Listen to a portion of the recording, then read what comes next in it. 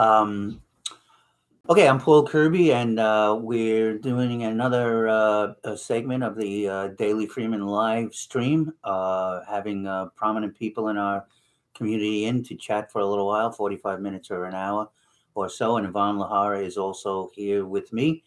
And today our guest is State Senator Jan Metzger from Rosendale, former Rosendale council person. And she was just elected in November of last year, and we were having a discussion about this a little earlier about how she is coming to the legislature as a Democrat at a very good time for Democrats. So we're going to have you just, make an opening kind of statement about your experience so far, Sure. in the Senate, and again, and touch on that topic about the Democratic majority in the Senate for the first time in many moons, and how that's going to make how that will benefit you and doing your job up in the state Senate. So Jen, thanks for coming by. First of all, thanks so much to both of you and the Freeman for having me, and for all that you do to cover all of the news from the local level on up. It's been a huge change, obviously, from what I did before, having served on the town council in Rosendale and been involved in local government for many years. But I saw that as really important to bring that perspective to the state government. People had been serving there in the legislature for many years, and actually just this whole influx of new members in the state legislature, I think, has been hugely valuable in bringing really fresh perspectives, to the legislature, to our work, really grounded in the communities that we're coming from. It is a very new time, not just for the new members, but for everyone, with the Democrats in control of the legislature. We have 15 new members in the state Senate. Right. 17 if you count the two that won special election. Yeah. So out of 63 members. So that's huge. And 80% of the members of the state Senate have been there 10 years or less, which, is, I think, compared to the past and maybe to the assembly, it's a fairly young Senate. So, so it is, I think that's really important, to have all of that new, fresh perspective. And we've been incredibly active. It's been an unusual session. Want you to get things done now, right? Because you're in control. And I think that we've gotten an extraordinary and unusual amount done in very early in the session. From what I understand, that has not been the pattern of the past.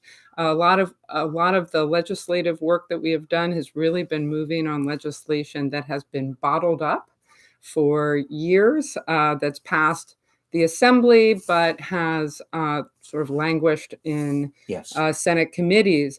And it's been really interesting, actually. Some of this legislation has passed with huge majorities. So you have to wonder, why was it bottled up for so long? The Child Victims Act, passed unanimously.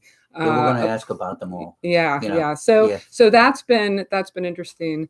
But I've really enjoyed working with all of my new colleagues. There are some really great people many great people serving in the Senate. And it's been a great experience so far. It's been extremely busy. Good.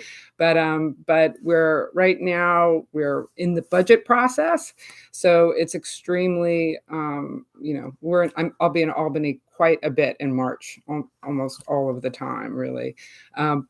But when I'm not in Albany, I'm really spending a lot of time in the district and around the district. We have a huge district. It's a big one. The 42nd district is the largest by far in the Democratic conference, by at least 2 times, maybe more. And it's the most rural district. So I think I have a very important perspective to bring to the conference. And it's been that back and forth has been really, I think, productive. Very good. So it seems like it's starting out good for you. Yeah. Okay, we'll just do some specifics. And I looked at your webpage and I see that you have a list of bills that you've proposed, but I just started with the top one, and we'll, go through some of them. You can Right, go through some of them, but, and the one that, just struck me right away was the domestic animal right. bill. I guess it says, it says that this legislation provides grooming, sanitation, and veterinary requirements for pet dealers. Um, Yes. I'm imagining you're an animal lover. Right. Well, so first of all, just to back up a little bit, Go ahead. I'm chair of the Agriculture Committee, and Yes. animal welfare is In that. obviously, yes, Yeah. connected with that, with those larger issues. So I also serve on an animal welfare committee as well. Okay. Yeah, it's really important just to make sure we have, humane treatment of animals. That legislation is important, and we're looking to make sure that's the case with pet dealers. There are some pet dealers that are not very scrupulous and don't take, proper care of the animals. So I did want to mention, actually, the bills on the website are sort of not listed in the order that I introduced them, but I just wanted to mention that the first bill that I worked on when I got to Albany was to draft a bill banning corporate donations to candidates, and that was And corporate donations corporate to where? donations to candidates. To Canada. Yes, and that was something that I campaigned on. It was a big issue to get the influence of big money out of politics. And one of the things we did very early in the session was to close this LLC loophole, which was hugely important. It was unaccountable money, just millions and millions of unaccountable dollars flowing into, campaign coffers. But the fact that we allow This corporate country's campaign corpus. to state legislators or state legislative candidates, the governor, to state, Yeah. so it has a very corrupting influence on politics. It contributes to a pay-to-play system, and what's the corporate donations? At the federal level, candidates running for federal office are not allowed to receive donations directly from corporations. So why should we allow this at the state level? Oh. So I have a bill to ban that altogether. That hasn't passed yet. Not yet, but Okay. but I've gotten a number of co-sponsors for that bill, and So this bill calls on a ban on corporate contributions to at candidates. all. That's right. Eliminates them altogether. Benefited from this. I mean, is Yeah. it going to pass? Are you confident that this is going to pass?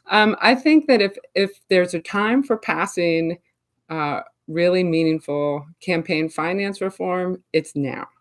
I think that that we have a lot of new members that ran on very similar issues of cleaning up Albany and making sure that our government is more responsive to the people it serves.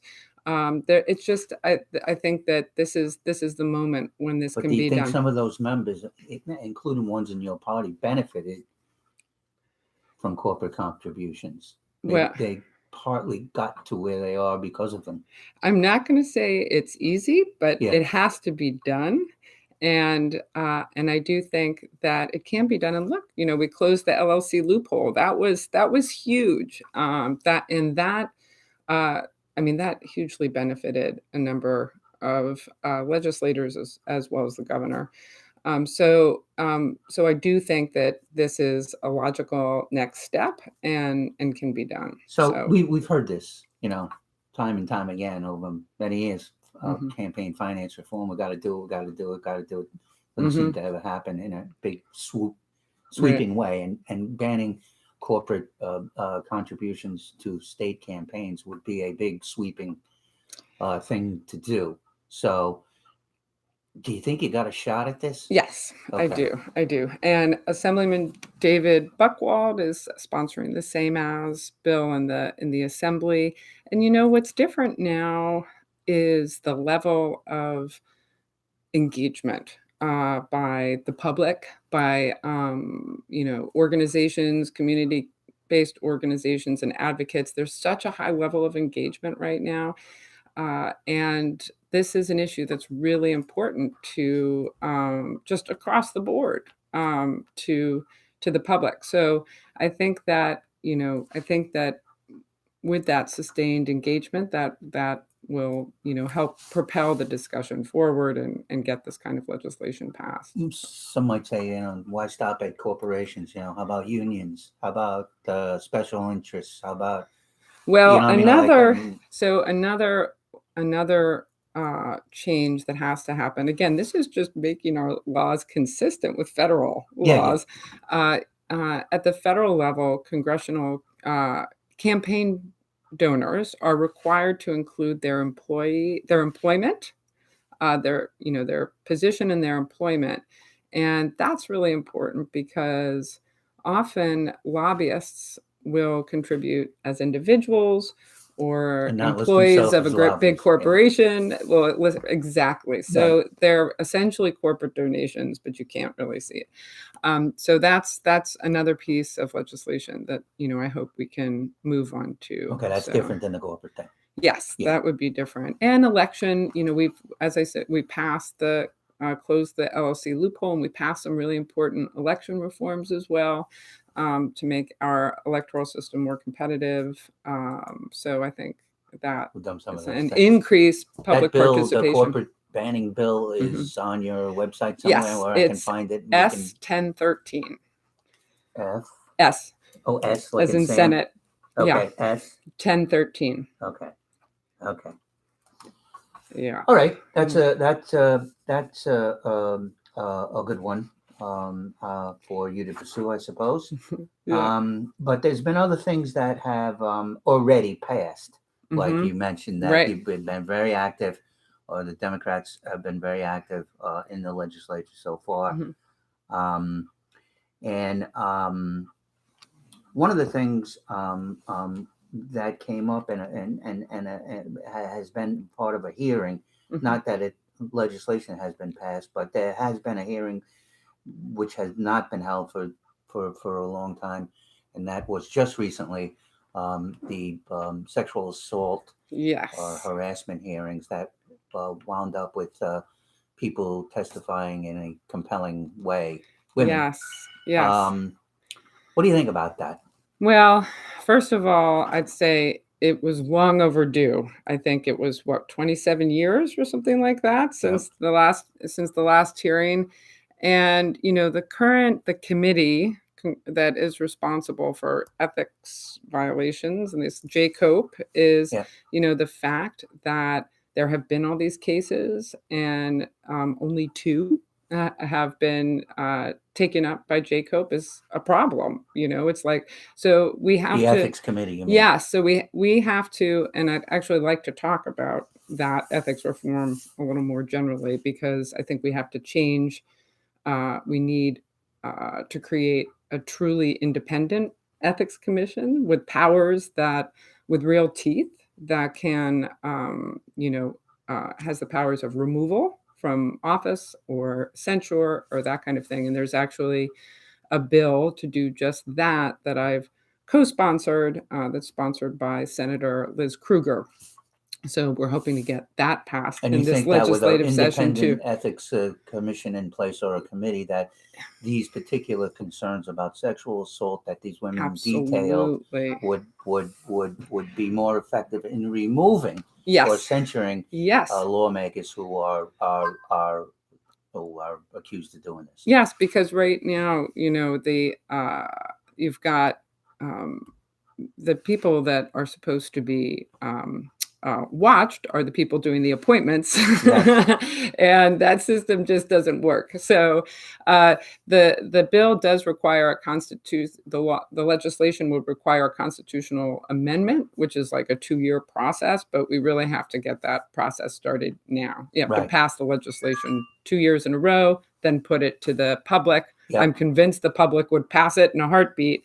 But yes, it's important that, it's sexual harassment it's rampant. We're seeing it, in the public sphere, and of course, really high profile cases. There's been more attention now to that issue in the last year than there has been in a long time. And again, we're in a really good place right now to strengthen the laws to address it in both the public and private sectors. Were you at that hearing, or I was at part of the hearing. Okay, I was so- I was at the first part of the hearing. I'll tell you one interesting thing about this position, this job, is that things are scheduled simultaneously. Yes, you can't So be, I had to there. run from that hearing yes? to I'm in a budget working group for agriculture, energy, environment issues as part of the budget process. So I had to run to that meeting. So you're Okay. constantly running from Okay, place but you to place. got to hear the testimony, some of the testimony, either at the hearing itself or on television or on the news.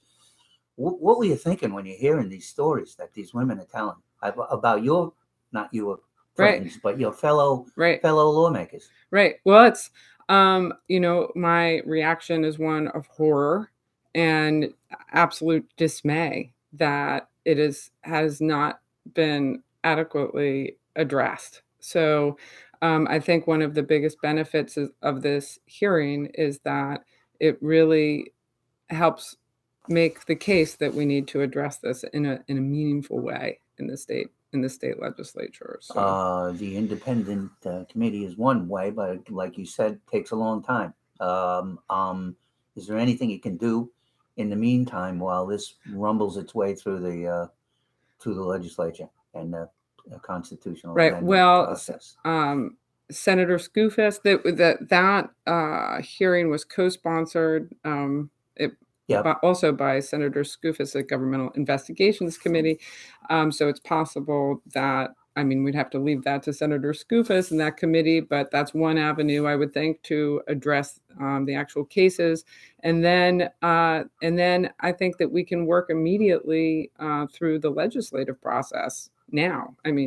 To make changes that we need to make. Okay. So. It's kind of, it's kind of sad that you even have to make laws like this. It is. You would think that human decency would just rule, but it doesn't. Yeah, no, it's true, and there's a lot that I think many people were perhaps shocked by the Me Too movement brought a lot to light, but for women.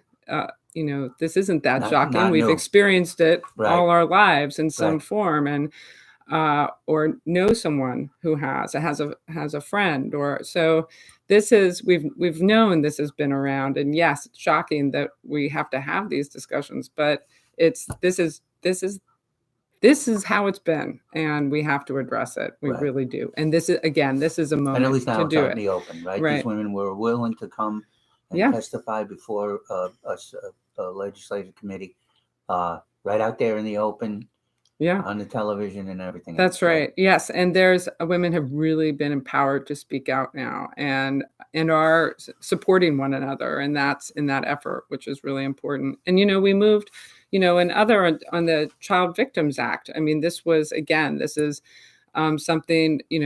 This that's has on my been list. occurring in a Right. widespread way for a long time. And it now, passed. yes, and The statutory limits were adjusted for civil cases in particular, not so much criminal. the criminal statute of limitations was extended by 5 years Yep. to 28, Yep. but the civil was extended to 55 years. That's right. And yes, it's been shown that people, who have been, victims of sexual abuse as children haven't been ready to even, address it until much later in life, until they're over 50. So Yes. So this is going to help immeasurably to provide a pathway for justice. We asked the Assemblyman Cahill when he was here about this, Mhm. and we asked him if the cases of Catholic priests abusing kids is rampant, and they come forward, the victims. Mhm. Almost every day, you read some other story somewhere. Yeah. And we wanted to know if that played in, because you voted in favor of this. I'm Oh, assuming. yeah. Yeah. I co-sponsored. You I was did? a co-sponsor. Yeah. Okay. Yeah, and it passed So- unanimously in the Senate. Right. Yeah. So being the co-sponsor, did it register in your mind, or did you do this in part because of these reports of priests abusing kids? Well, that is, of course, like, that's been in the paper. There's been a lot of attention to that. And, the sort of institutional cover-up of abuse is really frightening. But it's not just within the church. Right. It's within families. It's throughout society. So I think that we have to focus on the practice of what's been happening throughout, and do what we can to stop it from happening, and give a pathway to justice for those who have suffered it. We asked the Assemblyman the same question I'll ask you. However, if this is a hypothetical thing, right? If the Catholic priest thing weren't happening, Mhm. that it wasn't on the front page, that it wasn't uncovered, it wasn't out there in the open, do you think that this bill would have ever been proposed? Well, this bill was proposed before I came to the state Senate. Yep. So, Right. I But think you become through a co-sponsor of it. yeah. Yeah. But and it had been blocked in previous years, and my understanding is, going back a ways, there was concern that it focused on the church in particular. I can't really speak. I wasn't part of those debates when it was first proposed. All right. But I know from where I sit that I want to make sure that it's addressed comprehensively, and that any child should be protected from sexual abuse, whether it's in the setting of a church or whether it's in the setting of their own home or what have you.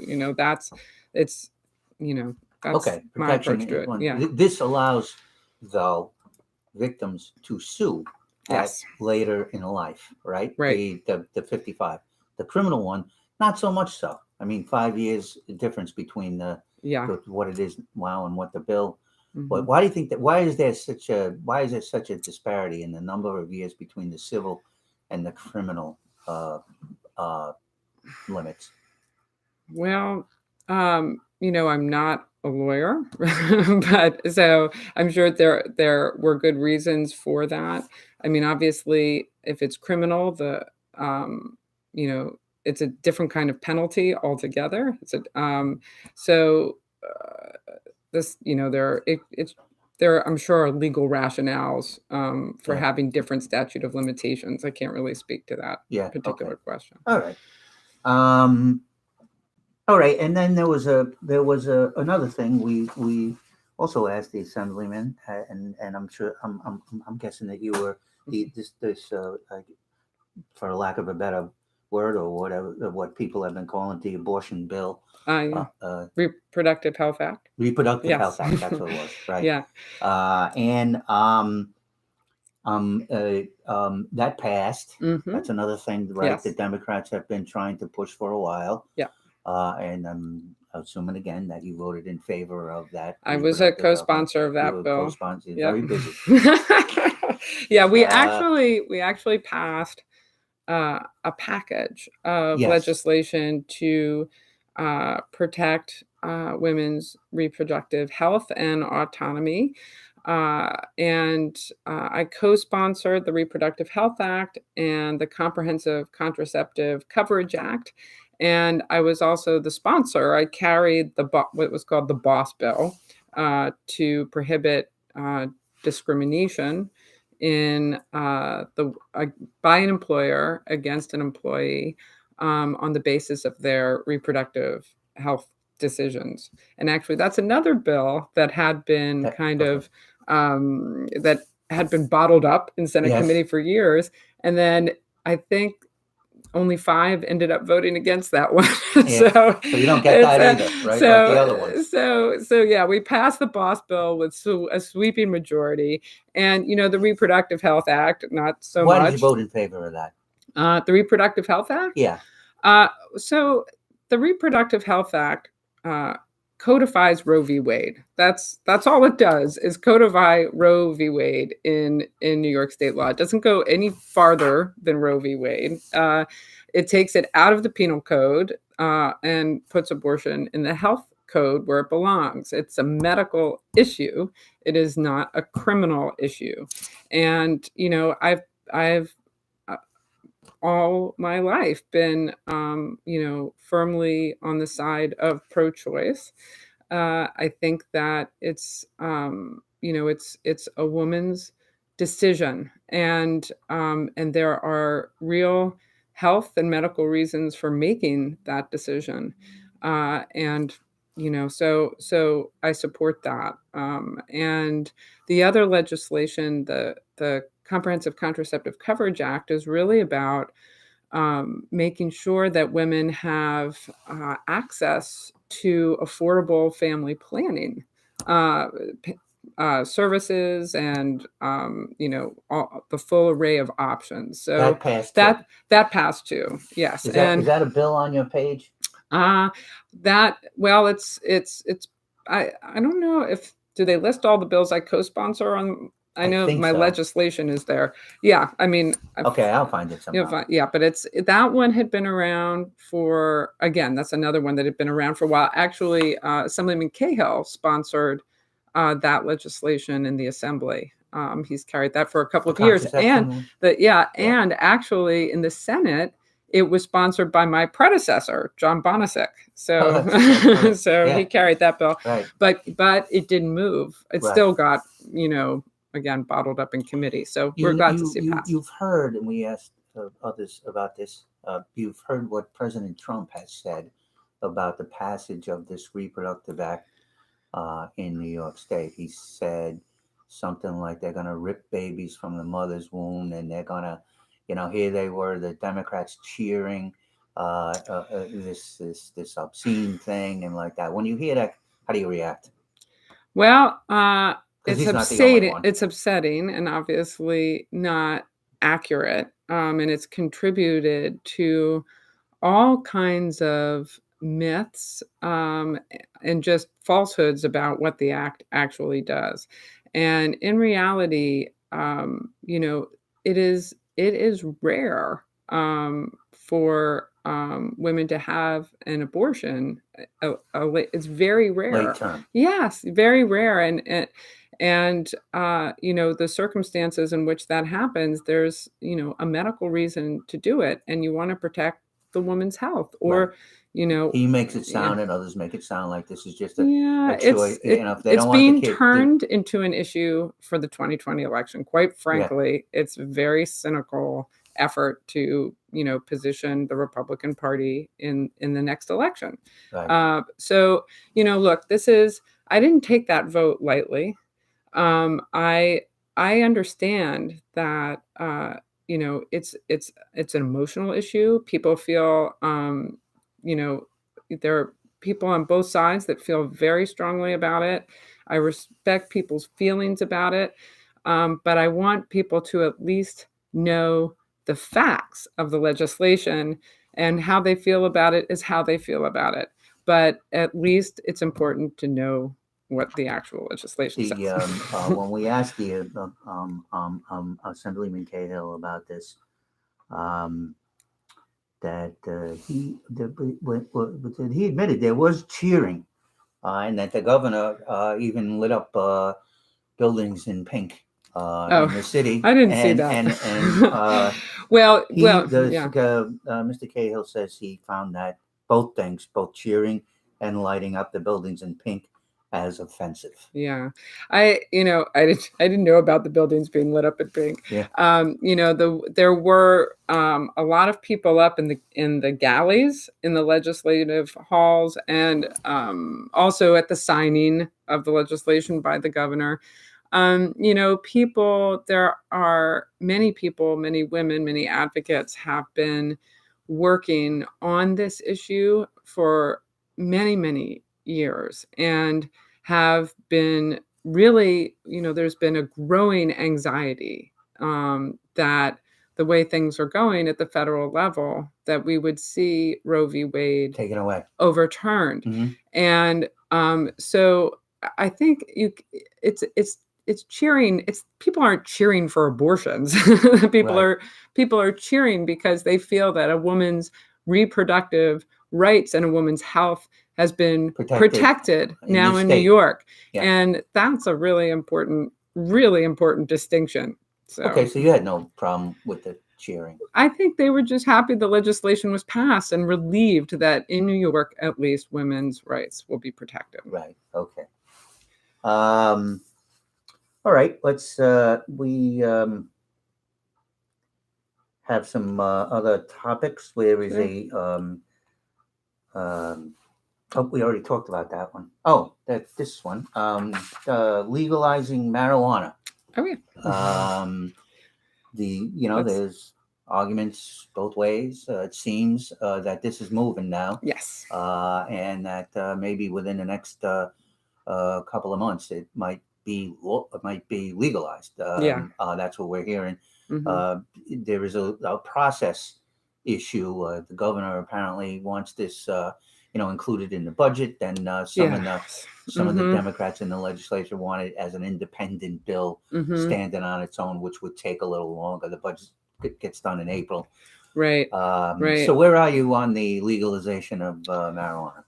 Well, first of all, I mean, it is going to happen. It is going to happen this year. And there are, real differences between the governor's proposal, which is in the budget, and the legislation, the bills sponsored in the Senate by Liz Krueger. So the discussion, so that's going to be a negotiation as part of as to how this will be formed. Yes. Okay. And we're hoping that provisions of the legislation are taken into account if it is negotiated as part of the budget. But I'm coming at it. I'm looking at this bill with my agricultural committee chair lens on, and it's I want to make sure that whatever legislation passes in a way that benefits our small farmers, that benefits our family farms, and it doesn't lead to that it's not the production of it, the cultivation of it does not become a commodity of industrial agriculture. New York's agriculture sector is very unique. It's mostly family farms, mostly small compared to what you see in other parts of the country, and we're incredibly diverse. But they should be able to have the opportunity to take advantage of those markets. And of legalized marijuana, of cultivating it, and actually be given the chance to grow the stuff. And the opt-out provision, the governor is allowing local governments to opt out of the law at the county level, and that potentially deprives, say Ulster County or Dutchess County or decided we're voting again. We don't want it. We don't want it. That is depriving their farmers of the ability to participate in what could be, a very profitable market for them. So you're supporting this concept of legalizing marijuana, is that right? Or? Yeah, I mean, I do. I think that, first of all, I think it's really arbitrary that, alcohol is legal and marijuana is not. And there's no evidence that marijuana is a gateway drug. We do know that whites and blacks use marijuana in equal amounts, yet blacks are 4 times more likely to end up arrested for it and in prison. So there's a real kind of criminal justice and rationale for inequality, addressing sort it. of, There's huge yeah. inequality there. Right. And, we've got a lot of people in prison that, are not a threat to society. So that's a real issue too, and a real cost, a huge cost to taxpayers as well. Speaking of taxpayers, some have said that we're not really doing this for the revenue, right? Because I mean, the state is probably going to, make a lot of money from this, right? Yeah. The projected revenues are not huge, but there are going to be revenues. I think there are a lot of details that haven't been worked out. For instance, how much it's going to be taxed. That's a big question, because what you want to do is you want to get rid of the black market. People are smoking it, but you want to get rid of all of the negative aspects of a black market. And you think if you tax it too high, if you legalize it, you'll get rid of the black market. Right. If you don't make it too difficult to purchase and to afford. So so you can't tax it too high that the rationale for doing it exactly. And we're getting away from that. It's been called recreational marijuana. It's adult use. Make sure some that assemblyman doesn't like to call it recreational marijuana. Well, nor do the sponsors of the legislation. Okay. They call it adult use marijuana. Right. So Do you because think the there are other recreational I think it's because there are other movement reasons people use marijuana. So I think it's more accurate to say adult use than it is to call it recreational. But yeah, so really from my perspective, I'm looking to make sure that, if, I guess we can say, when it is legalized, that it's done so in a way that enables, small businesses, small farmers to take benefit from it. And to make sure that, it's done in a way that, that is pragmatic and safe, that they somehow are able to grow it, right? That corporations just don't come in here and buy up land and start growing marijuana. Right? And we need to learn from, and I think we are. I mean, the governor's bill, or the governor's language on this doesn't permit, full vertical integration, which is what they did in the sphere of medical marijuana, which led to that concentration of production. So that's important. And it's, the legislation. All right. But you would, while you favor this concept of legalizing marijuana, if there isn't something in the bill that protects the small farm communities in rural upstate New York, would you vote against it? Well, if it's part of the budget, this is the issue. Is it part of the budget, or is it outside of the budget? We don't know. It's really hard to know, because when it's in the budget, you don't get to pick and choose what you vote against. Right. You'd have to vote against the whole budget. Yeah. Exactly. Yeah. Which is, I think legislation should be done by the legislature and not by the governor in the budget process. Okay, so you think that this should be an independent bill? Not included in not one that's included in the budget. But I don't decide these things myself. But your my preference would be yes. Or I mean, if it is done as part of the budget, that I hope that all of the good provisions in the legislature's bill are incorporated. Like the phone thing. Yeah. Other aspects. Okay, well, we got 5 minutes. I got another question, but I don't want to keep you more than. I also want to mention just 2 hearings that I'm Go we're ahead. holding Yes, too, you got a just to climate- share I your was gonna- viewers. Yes, the climate forum, right? Yeah. Okay. So What do you hope to get out of that? So there's legislation. It's called the Climate and Community Protection Act. This legislation has been introduced in the past. Again, this is another piece of legislation that would get bottled up and not passed in the Senate previous years. So we're taking it up this year, and it's really it's a comprehensive effort. There's actually been a couple of different pieces of legislation on this topic. There's also another piece of legislation called the Off Fossil Fuels Act. And the intent of this legislation is to really move us forward in addressing the climate crisis that we face and transitioning to a clean energy system, a clean energy economy in New York. And from my perspective, aside from the fact as a mother of three sons growing up in this world, we need to face this reality and really do what we can in New York, do our part to address and mitigate climate change, and also make our communities more resilient to the impacts. And these forums this forum, so the soon, hearing, right? yes. So the hearing, so the Environmental Conservation Committee, which I'm on, yes, the chair has convened several hearings already in New York City, in Albany, and on Long Island. And I felt it was really important for the Hudson Valley to have input. So along with my colleague, Senator James Skoufis, we are convening a public hearing. This is big legislation, and it's important I'm hoping we get a broad cross-section of stakeholders that will come and give their input on the legislation. Small businesses, farmers, environmental organizations, educators, and citizens, concerned citizens, the whole gamut.